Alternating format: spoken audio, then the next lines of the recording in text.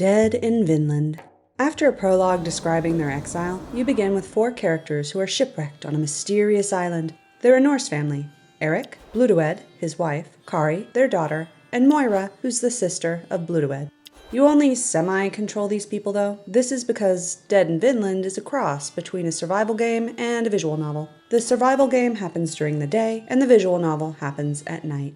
During the daytime, the player's job is to keep them alive. This involves exploring, gathering resources, and working on paying tributes to the big bad because otherwise, if he gets angry enough, then he'll kill everybody. During the night, you feed and water them, but otherwise you have very little control. They'll either talk or randomly do things on their own. Sometimes there are dialogue options with choices for the player, but for the most part, there's nothing for the player to do but watch them interact. They'll argue, exhaust themselves, or do something else with no input from the player. And this can be bad if they, for example, depress themselves to death. Which conversations happen, which night are randomized, which also means that their stat-affecting events are randomized too. A rough night can kill. Why these conversations happen varies. Sometimes it's just character development, banter to portray their personalities. Other times it's meant to reveal a part of a unique subplot. Every character has at least one story subplot that's unique to them. For example, Blodeuwedd has several, one with her own self-confidence, one with her sister, one with her husband, and one with her daughter. Whether or not she and her relationships blossom depends on if the player picks the right choices in the nightly visual novel.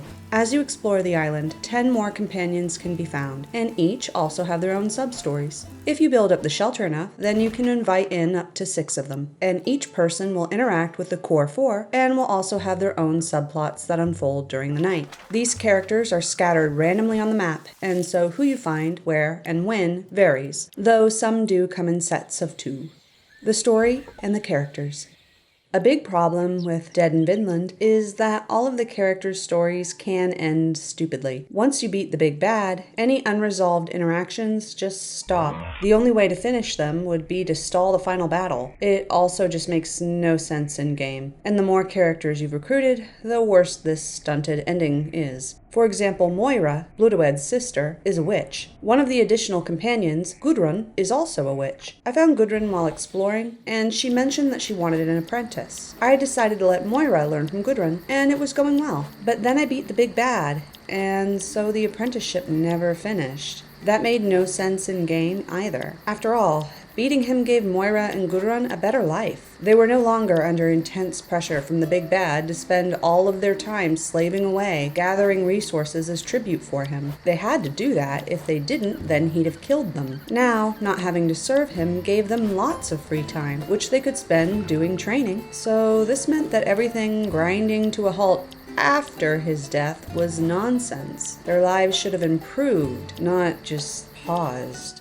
The ending also doesn't make sense in many other ways. I won't spoil their endings, but here's another example. Shana and Kari can become friends, and I chose options that had them acknowledge each other as sisters. Shana was also welcomed by the group, and was well liked. Why, then, would Kari need to sneak off to see her? Also, if Kari really became bland and obedient, then why would she go on hunting trips and sneak around to see people in the woods? It was all very inconsistent nonsense. Either maybe she has a reason for sneaking off to see Shana, or she's actually bland and obedient and wouldn't. Combining Kari's different options and how she can turn out happened here, and it didn't make sense. I think that the reason behind these lame endings is due to one very simple problem. The game can't handle its own design. If you play well and recruit many characters, then it has problems. Only a couple of interactions can happen each night. So, if you have many characters recruited, then the game won't have time to finish most of their stories. There are too many interactions to fit in, and the game doesn't process that sensibly. Instead of doing something logical, such as a final conversation after the battle to finish off the visual novel portion of a character's story, it just sputters out. And this was not only bad design, but it also felt like a punishment for playing well. It's difficult to build the necessary stations up enough to support a large amount of people. The shelter requires materials. Building up the necessary water reserves also requires materials. Having enough food is also a chore, and each character also needs to be closely monitored or else they'll die of sickness, fatigue, or something else. Then the reward for handling all of that is for the game not to finish their stories because there's just not enough screen time for all of them.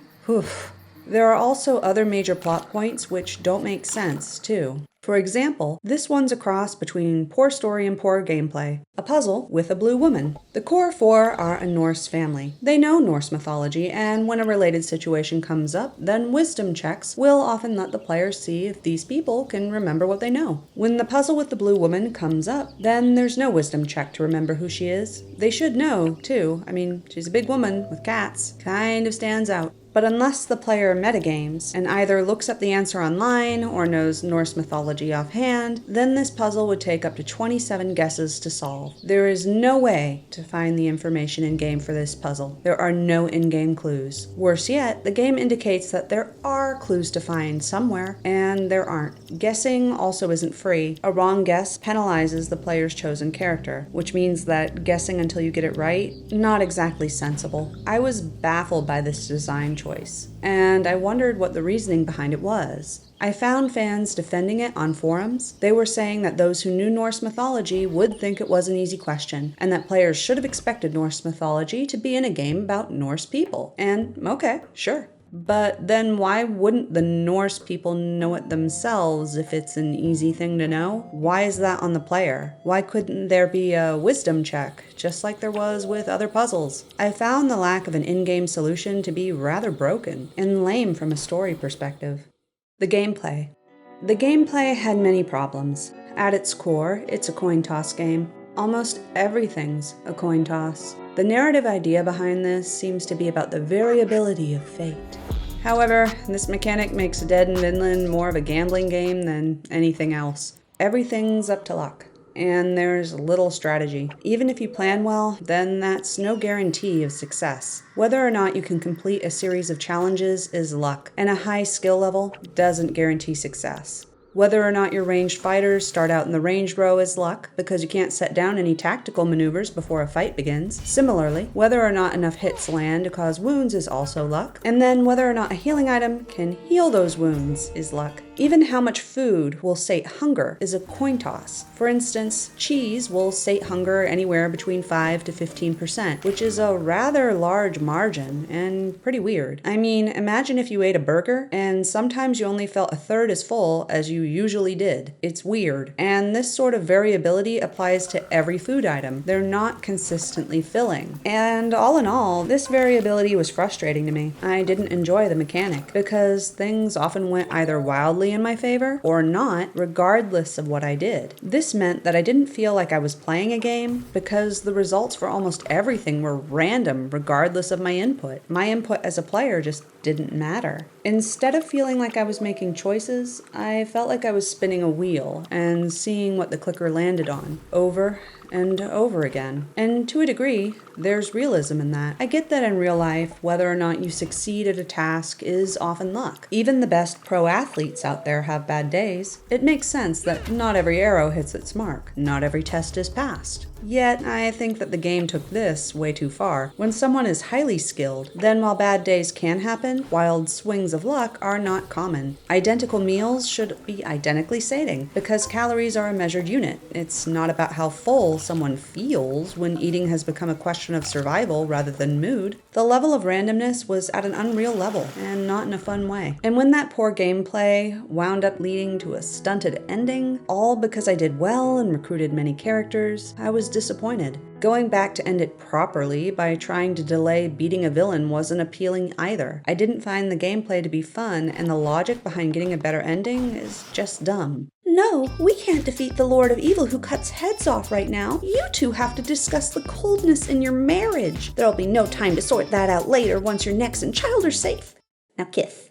Also, on another note, this game is definitely not for kids. There's mature and bizarre content from child cannibalism, to a depiction of rape, to constant sexual jokes from Moira, to a moldy bound corpse of a woman, and so on. Lastly, how the game looks and sounds. I think that the artwork is fine, but it doesn't vary much. Characters are done in the visual novel style, and cutscenes often show simple backgrounds without them in it. It's pleasant enough to look at, but it's rather static and simple. Characters have certain reactions, and those are played over and over again. Meanwhile, the soundtrack does eventually feel repetitive. The quality of the songs is fine. However, there are only 8 of them, and altogether, the soundtrack is 20 minutes long, with each song being about 2 to 4 minutes. Plus, 2 of these 8 are for battle, and the other 6 are what are heard regularly. The average time to beat the game is listed as about 41 hours, and it took me a couple less than that, but this means that the same 6 songs keep repeating for hours. They didn't blend into the background either. 20 minutes is a pretty short soundtrack for this long of a game, and the lack of additional songs is noticeable.